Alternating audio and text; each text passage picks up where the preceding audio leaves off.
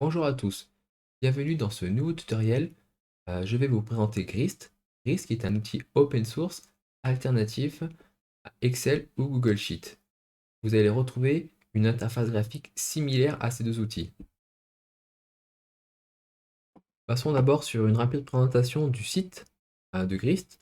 Donc voilà, on retrouve finalement une feuille Excel, des graphiques et nous verrons plus loin des cartes. Donc voilà, on se retrouve vraiment dans un monde où on est dans le monde du Excel ou du Google Sheet. Donc Gris nous simplifie aussi un petit peu la vie parce qu'il nous propose voilà, des templates. Si on ne sait pas comment faire ou on veut trouver des exemples ou voilà, regarder ce qui a été fait, il y a différents templates. Donc ça, on peut retrouver du coup sur le site officiel de Grist. Donc là, grâce à OpenMVP Box, on peut bien sûr installer Grist depuis cet outil. Et quand on l'installe, voilà, on arrive sur une page qui est la suivante. Donc là, j'ai importé déjà deux modules, du coup, que nous allons regarder un petit peu ensemble. Allez, donc là, on va sur le Lightweight CRM, donc c'est un petit CRM. Donc ici, on voit, on retourne notre Google Sheet. Depuis ce sheet-là, finalement, enfin, ce sheet, hein, pas ce Google Sheet, pardon. Depuis ce sheet-là, on est capable de faire ce qu'on appelle une card.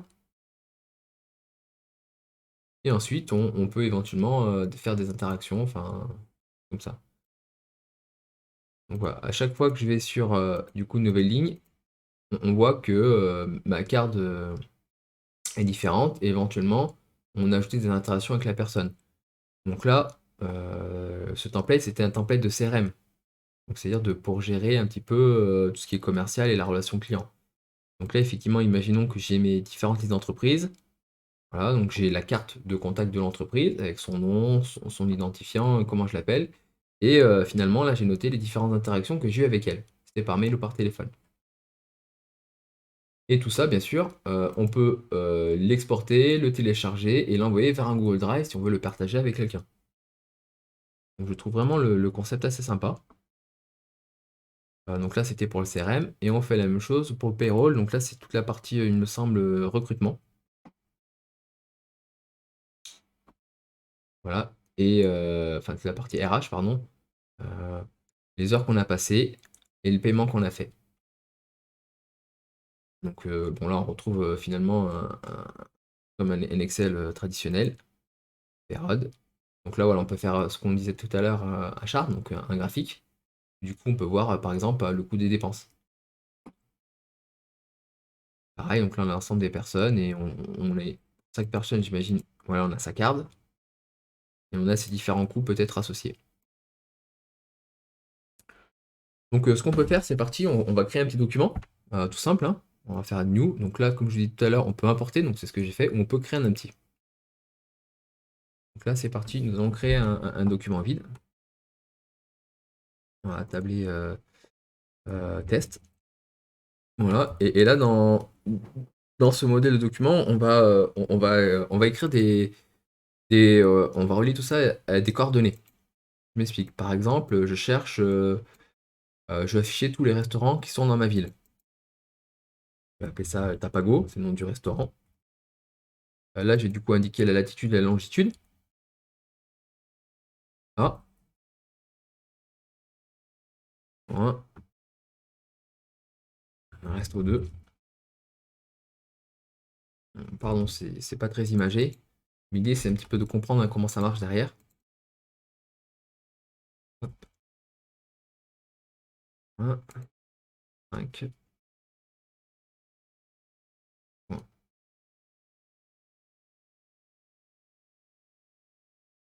Donc là, je me retrouve avec une formule Excel, hein. Enfin, pardon, un fichier Excel. Donc là, j'ai la liste des activités, donc c'est-à-dire de toute l'historique que j'ai fait sur mon document. Et là, ce qui va m'intéresser, c'est de créer, par exemple, un widget par rapport à ma page. Donc là, je peux ajouter un widget. Donc je vais choisir un widget, donc on verra après, je vais choisir le widget custom, qui est basé là-dessus. Donc une fois que notre custom widget est là, nous allons du coup regarder la doc. Donc ça, c'est des widgets qui sont faits, par exemple, par la communauté ou directement par Grist, hein. Donc là, du coup, voilà, j'ai récupéré un template et je sais que mon widget que je veux, qui est une map, se trouve à cette adresse-là. Donc hop, je rentre l'URL, et là, je vois une map qui s'affiche. Donc là, ce que je veux, c'est que mon document, il ait accès à toute la table, d'accord? Et je configure, voilà, mes A pour le nom, et ainsi de suite les latitudes, longitudes. Donc voilà, donc là j'ai l'ensemble de mes restos. Donc là voilà, j'ai fait ma première carte. Vous voyez en plus du coup il y a le clustering, donc c'est très bien fait. Voilà, et imaginons que je veux du coup je veux en fait pouvoir avoir des informations. Là, imagine que je mette une case pour les horaires, tiens. 14h. Avec les horaires 11h, 11h, 20h. 22h quand même, ça sera mieux je pense pour un restaurant. Voilà. Hop, hop, hop. Donc maintenant, donc là, j'ai mes deux widgets et je peux rajouter une page où là, je vais dire que c'est une carte que je vais prendre sur test. Voilà. Donc là, je peux par exemple afficher les différentes informations. Donc là, si je vais dans la configuration de cette option, donc je peux afficher les colonnes que je veux ou pas. Voilà, par exemple. Là, les deux colonnes ne sont pas affichées.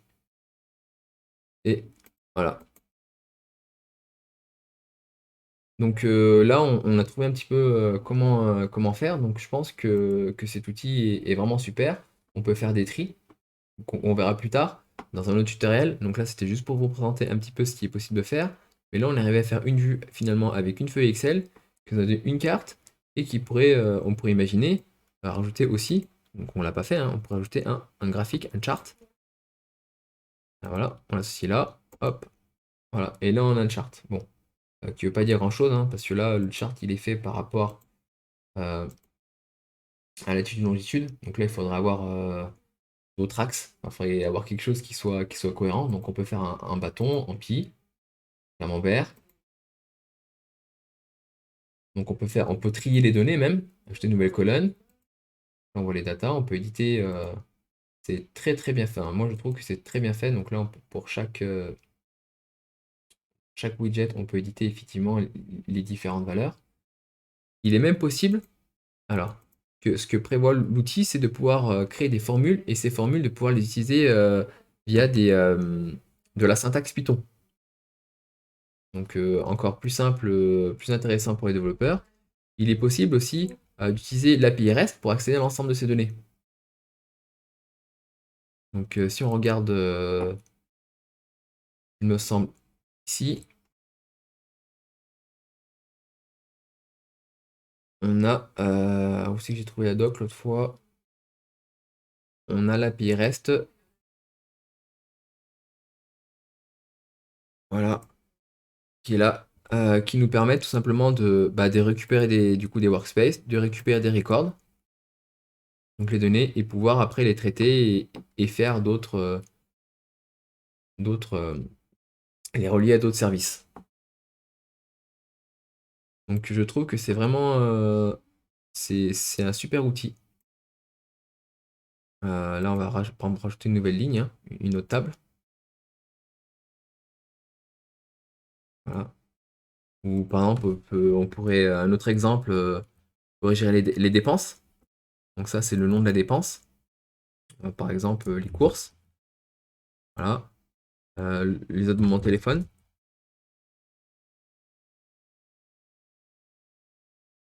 Voilà, le gasoil qui en ce moment est très cher, hein. Donc là, on est fin mars, début avril. Donc là, on peut mettre le prix à 15, 30, 50. Voilà. De là, on est capable de faire ce coup-ci un camembert, un chart. Donc là, c'est sur table 1, voilà, que je ne me trompe pas. Et là, du coup, effectivement, on peut voir si on configure. Ah oui, cette option. Ce qui est le plus intéressant, c'est voir le pitch chart. Voilà. On voit que par exemple, le gasoil, c'est plus de 50%. Donc, ce qu'il est possible de faire, une fois qu'on a fini, c'est de le partager. Il est possible en fait d'envoyer un mail à l'utilisateur pour lui dire bah voilà, le document est ici. Il est possible de l'exporter et aussi de l'envoyer vers le Google Drive. Donc, pour pouvoir ensuite le récupérer via un Google Sheet. Donc si je trouve que c'est un super outil. Bon, il est encore assez jeune, hein. Voilà, on peut voir que sur le Git, il a un peu un peu moins de 1000 commits. Voilà, donc bon, quelques forks, hein, pas mal d'étoiles aussi là, de stars. Donc je pense que c'est vraiment un produit qui va être super intéressant. Et surtout, c'est qu'il reprend, on va dire, un petit peu l'interface graphique d'un Excel ou d'un Google Sheet.